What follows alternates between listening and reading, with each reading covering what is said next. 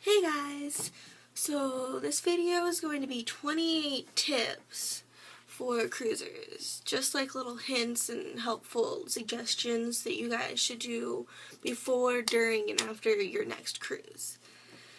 So most of these tips are directed towards Carnival, but I'm sure they work for other lines. I'm just not familiar with the other lines because Carnival is the only line I've ever been through.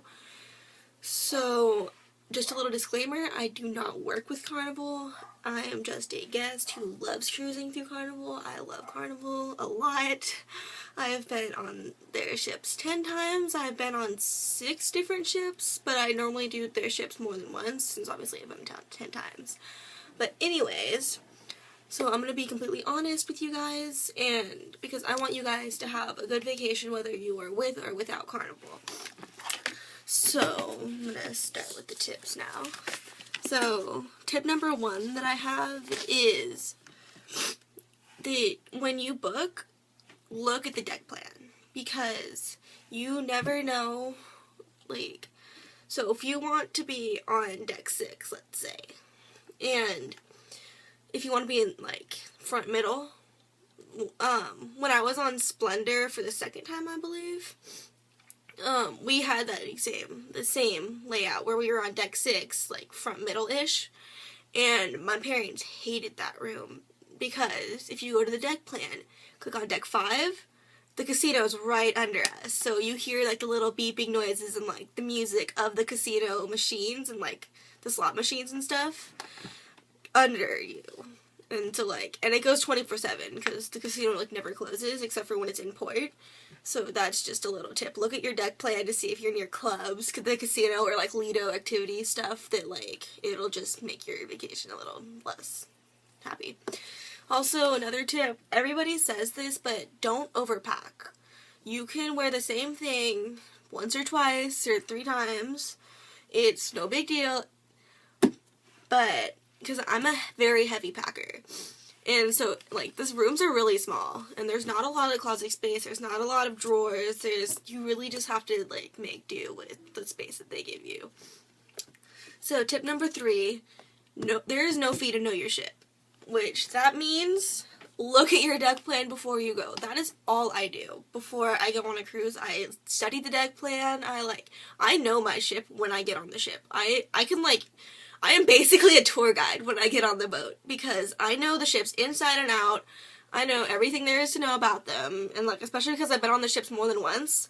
Carnival Splendor, I've been on 3 times, and I know that ship inside and out complete. I know secret passageways that it's for guests, but guests don't know about them. I know bathrooms that are no one goes to because they don't know about them, and just it's just good to know your ship.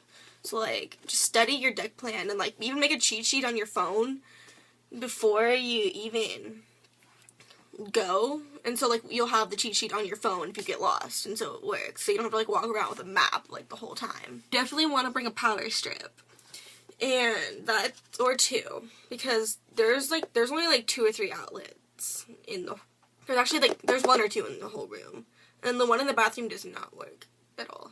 It's just not good. A stereo, a lot of people say they want stereos to have their own music, but I honestly, I've never bought a stereo because I just use my iPod or my iPhone, and that just works for me. But if you guys want a stereo, then that works for you. A good thing would also be earplugs, because if you are on deck 6, middle, front, whatever, and you are above or below something loud, then you're going to want earplugs. Plus, also, if you are not used to ship sounds, it can be a little rough your first few nights, so earplugs are just a good idea to bring just in case you need them. So tip number 5 is walkie-talkies. So walkie-talkies are really good for groups, and especially people who because the ship is really big, you're gonna never see anybody unless you plan out something to where you are we're gonna meet here at this time, because otherwise you're not gonna see these people ever. But another little tip for walkie-talkies, if you have teenagers, anywhere between, 13 and, 17, maybe 16, they're gonna forget their walkie-talkies in the room most of the time. That's what I've done, that's what my friends have done. No one brings their walkie-talkies with them. So, tip number 6, you want to get into your embarkation city early. like, whether you're, well, because, like, just delayed flights, like, you don't want to miss your boat. It's expensive, and you just don't want to miss it. So, get to your embarkation city the day before, a few days before. I've done things where, like, if it's, like, a 7-hour drive, we'll drive, like, 3/4 of the way, stay in a hotel, and then we'll just drive, like, the extra, like, 2 or 3 hours to the ship the day of. And so it's no big deal, because, like, if your car breaks down the day of, then you're just, like, out of luck. And then, so, like, delayed flights and car breaking down, you don't want to have to worry about that. So get to your city before. Like, when we went to Alaska, we embarked from Seattle, and we went to Seattle 3 days early, just so we could, like, do sightseeing stuff, and, like, we're gonna go to Florida in, like, 6 months for, like, a Caribbean cruise, and what we're gonna do is we're gonna go there, like, 2 days early just to get over the jet lag, so, like, jet lag, sightseeing, the kind of stuff, you want to be at your city early. So, tip number 7 is when you get to your terminal, parking, if you drive there, parking will cost, like, anywhere between, like, $8 and $15 a day, so just be aware of that. So, number 8, if you are checking your luggage, like, meaning you're giving it to the porters, then make sure you tip them, like, $5 or $10, just to make sure your luggage gets to the ship safely, you know, because, like, I've seen a couple videos where people are like, yeah, I tipped him like $1 per bag. I'm like, you're not getting your stuff. Just because, like, you want to make sure your clothes and stuff gets there safely. So tipping them a little extra doesn't help, or doesn't make the chances worse. So, tip number 9, the mandatory safety briefing is mandatory. I've read, like, a little bit, about people, like, writing about the ships, and they say the mandatory safety briefing isn't mandatory, but the last 2 cruises I've been on, this room stewards check every room during the safety briefing, and they put a little card in the room saying that it was checked and that there's no one in there. So just be aware of that. Tip number 10, something you may not think to look at, like, when you get on your ship, is look at the location of your dining table. Because, like, if you don't like your dining table, you should be the first one to, like, ask for changes, because usually they won't change after the second day anyway, but just make sure you're there on the first day as soon as possible, because, especially if you're a blue card or a red card, gold, diamond, and platinum can bump you easily. Like, I'm a platinum member, and I believe we bumped a red cards table, because, like, they didn't show up for dinner the first night, and so we just got their table, and they got moved, and I don't even think they went to dinner at all that week. But, so, yeah, just be aware of that. Tip number 11, soda cards, or the bottomless bubble cards. They range about $4.50 for kids, which are 17 and under, and then $6 a day for adults, which is 18 and up. There's no senior card. And so, like, you're gonna want the bottomless bubble cards if you drink more than, like, 2 sodas a day. So, like, anywhere between 2 and, like, 6 or something, just get a soda card, because it's not worth just buying one soda, because one soda is $4 or something like that. It's ridiculous. And Carnival offers Coke, Diet Coke, Sprite, orange soda, root beer, ginger ale, tonic water, and, like, a few others. So, like, if you drink any of those regularly, then you're gonna want a bottomless bubble card. And so, in your cabin, you do get free 24-hour room service, and you always want to tip the person who brings it $1 or $2, just, like, be nice and give them $1, like, be nice. And so, I'll have the room service menu linked below, and I might have a picture of it after, like, this tip, just in case, because I'm pretty sure I have that paper somewhere. Because there's, like, endless papers of, like, everything, everywhere, so I just, like, take them and, like, bring them home, and it's just fun to, like, look at afterwards.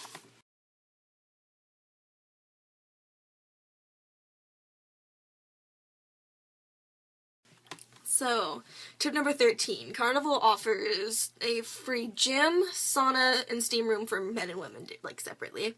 And then they have 24/7 pizza, room service, and ice cream. So, you basically get, like, all those stuff free included in the price of the ship. No extra costs, and, like, all that kind of stuff. And so, for first-time tip number 14. For first-time cruisers especially, a good thing to do, like a smart idea, is differentiate your cabin. Because, like, those hallways are really long, and, like, I've walked by my cabin countless times. Like, I just do it all the time, and I can't help it. And I'll, like, walk on, like, the wrong side where, like, odds and evens. So, like, a good thing to do is, like, make your cabin, like, stand out. Like, put a balloon or, like, a sign or something on your door so you won't walk past it, or just, like, just differentiate your cabin. So, tip number 15. If you suffer from seasickness, you want to have your Dramamine or your patches, bracelets, whatever you use. You're going to want those. And stay away from the back of the ship, because the back of the ship is where the engines are, which is especially relevant during dinner, because, like, the ship vibrates in the back because of the engines. And during one of our dinners, we were in the complete back of the back restaurant. Like, there was the windows right next to us from going, like, out of the ship. And our glasses, like, the water in our glasses was vibrating, and it made us so seasick. And so, just, like, stay away from the back of the ship if you get seasick easily.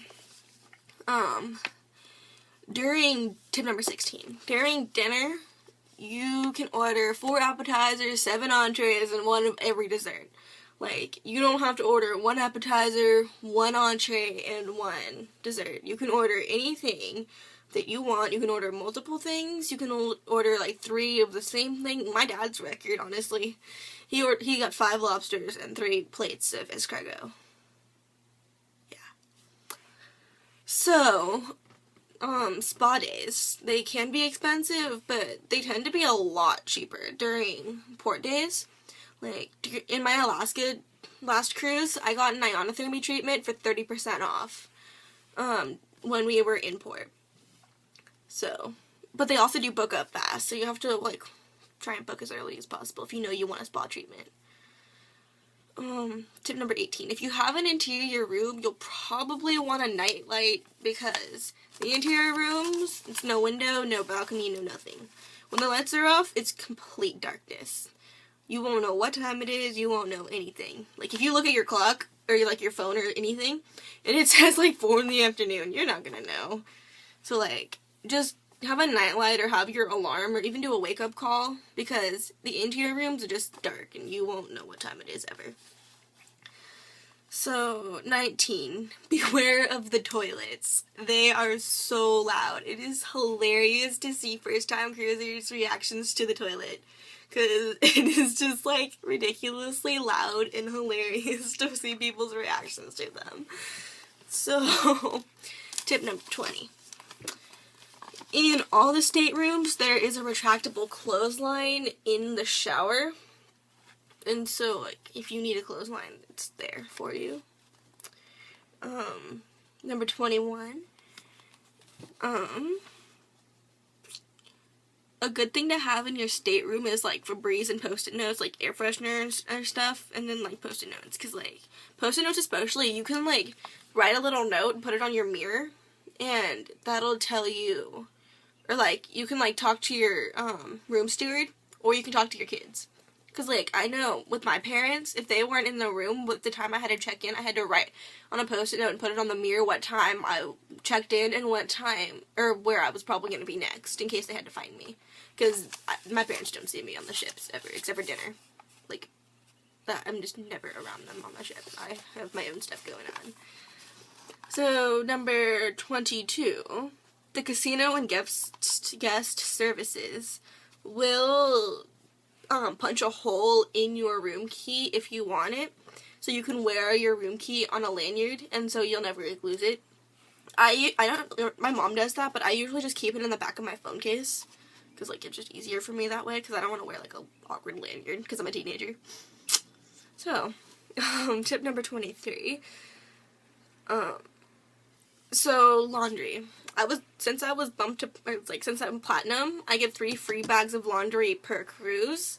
But, like, this was the first time, Alaska was the first time we did laundry on the ship. And, like, we just put it in a bag and give it to them, and they'll put it back in your room, but, like, a few hours later.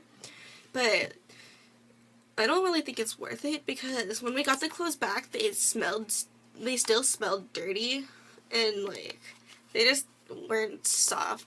Not soft, but they just didn't smell clean. So, like, just be aware of that. So, tip number 24. Every night you'll get a Fun Times towel animal and a mint chocolate on your bed. And your Fun Times will look like this. And, like, it'll say what day it'll be tomorrow. And so, like, when you open it up, they'll have, like, stuff, like, highlights and, like, dancing, bingo, jackpot stuff. Over here, they'll have, like, show times and, like, this is all highlighted stuff. But then you have this. This is your schedule for the next day. And on the back side, it has, like, everywhere there is for times and stuff for the food. But you just want this usually because it tells you what times all of the activities on the ship are going on. And so, like, if you want to do the spa raffle at 5 o'clock, then you want to go there and you have to be there. And just, like, I suggest bringing a highlighter or a pen or something and, like, marking up, like, what you want to do for the next day the night before. Because that's just easier so you know what you're going to do tomorrow. Also, this piece tears off easily. Like, it's meant to be torn off. And so, that's just a good little tip. So, tip number 25. If you book your own excursions, it tends to be a lot cheaper, anywhere between like $10 and like $50, depending on what your excursion is. But there is a big risk when you do that, because if you are late coming back from that excursion, your ship will not wait for you at all. Because one of the crew members actually told me this, but in order for the ship to not leave port when it's supposed to, so like if it leaves 10 minutes late, it costs them thousands of dollars. They cost the cruise company thousands of dollars just for not leaving on time. And so they will not wait for you. They will happily just, like, leave you behind and have, like, one angry person and not have to deal with, like, $10,000 of fines. But if you book with the company, like, an excursion with the company, then they guarantee that they will wait for you. So, pros and cons of excursions off and on the boat. The on-ship internet is not worth it. Don't buy on-ship internet at all.